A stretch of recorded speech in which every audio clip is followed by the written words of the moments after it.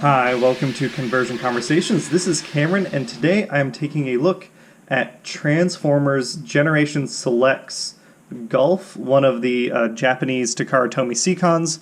We know him as Skalor, and he is a weird fish monster. I think originally he was actually supposed to be a coelacanth, and they just added arms and legs to him. Now he doesn't look like much except a weird fish man. But I'll admit he's not my favorite of the Seacon molds, but I like that I have him. I'll say that. He might be right now out of the four I have kind of the lowest on my list. I love his color scheme. I think that's kind of my favorite part about him. I just really like the two tones of pink and the blue. I do like the paint that went into like his little open and closed jaws. I think that's pretty cute. I like that, again, all the Seacons seem to allow us to store all the pieces on him. So for him, he's got his combiner hand. We can take this piece off. That's his little fish tail that sticks on his butt. He's got this piece of a sword, and he's got these two cannons. And if we take all those off, this is kind of the base mold. And in terms of articulation in this mold, it's really just 360 on these arms. The fin can kind of get in different positions if you want. The legs have decent articulation. I mean, this is, again, based off another one of the Terrorcons. So the legs have the same kind of, there's a ratchet here and a 360 swivel, and the leg here can move up and down. So it does all the same things that the old Terrorcons, they're not that old, but the Power of the Prime Terrorcons could do. And yeah, as a little fish monster, he's disturbing, but being someone that doesn't have a lot of nostalgia for the Seacons, he's less exciting to me than Turler was, but I am glad to have it in hand. So let's go ahead and get him transformed into bot mode. And I wasn't sure how I wanted to do this series of reviews, but I think I'm going to wait to do the weapon modes in my big, here's combining Piranhacon up. So I'll just do the beast mode and bot mode in these individual reviews, and then I'll do the limb mode and weapon modes in the larger review. All right, so we're going to take off his tail. He does kind of fold up just into a box. I was a little confused when I first got him because I wasn't sure how these accordion pieces of his legs get used, but they get used in limb mode. So you just unplug him and fold him out like this. Then you make sure these tabs on the back of his knees go into these tabs, or these slots on the back of his legs to lock everything up nicely. Curl his legs, and there is a tab on the side of his robot leg that lets you take his little fish monster leg and port that in directly, like so. Same thing on the other side. Fold the foot up. Port in the beast mode leg. There we go. Now we can stand him up. Oh, I guess I missed this leg tab. Separate out the legs. Untab the beast mode leg because I missed this tab right there. There we go. Now that's locked up. Stand him up. And the rest of him is pretty simple. I mean, he's a super simple transformation. I think because of the way they did the remolding to give him the little fish monster body, everything else kind of just folds up behind him. You get these fish monster arms out of the way, fold down his shoulder pieces, and fold out his hands.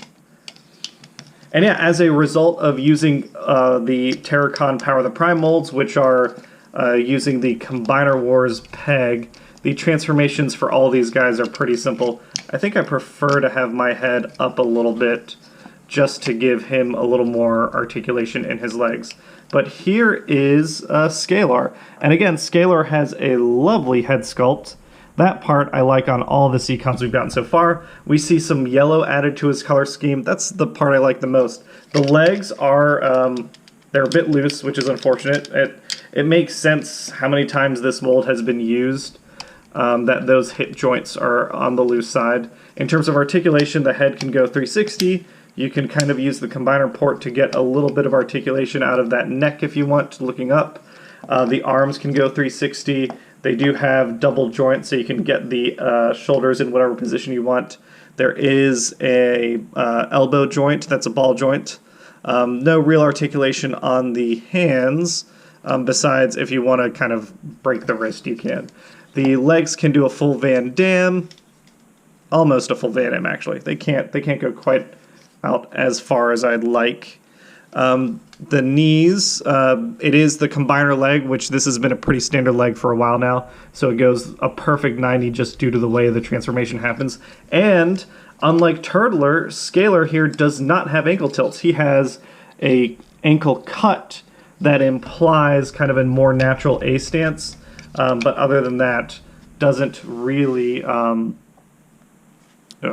there we go. Doesn't have any additional articulation in his ankles. And I thought about showing him with Turtler, but I think I'll do all the comparison stuff in the larger video when I get all the pieces together, just because then I can show the whole team together. And since this is a deluxe combiner limb mold, essentially, I didn't feel it was super necessary to show it off size comparisons. Everyone knows what these look like. If you don't, you can go back and look at like my Terrorcon videos or any of the other combiner limbs that I've looked at. They all, because of the Scramble City nature of them, they all follow very standard size. So you can take his tail and you can flip it out like so and give him a little tail gun. I do wish there was a locking point, perhaps an indent or something, a tab in there so that it would lock, because right now, one, that wrist is a little on the weak side. Two, the gun itself can rotate sometimes, which I don't like.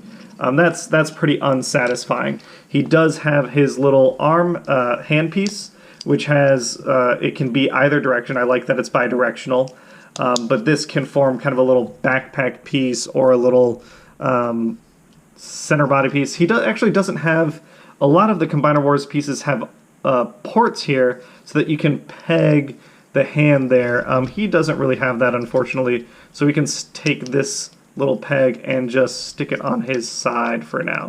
Maybe it's like a little, I don't know, hip flask. Then he does come with this piece of a sword, which will become Piranhacon's like larger sword piece. That can also be plugged in. We'll plug this in on this side, hip mount it here. And then the last two are these gun pieces, which can be combined together to form a double barrel gun, and that we can give in this hand. So again, he can hold all his stuff in robot mode, just like Snaptrap could, but I'll say that just overall, a little less satisfying.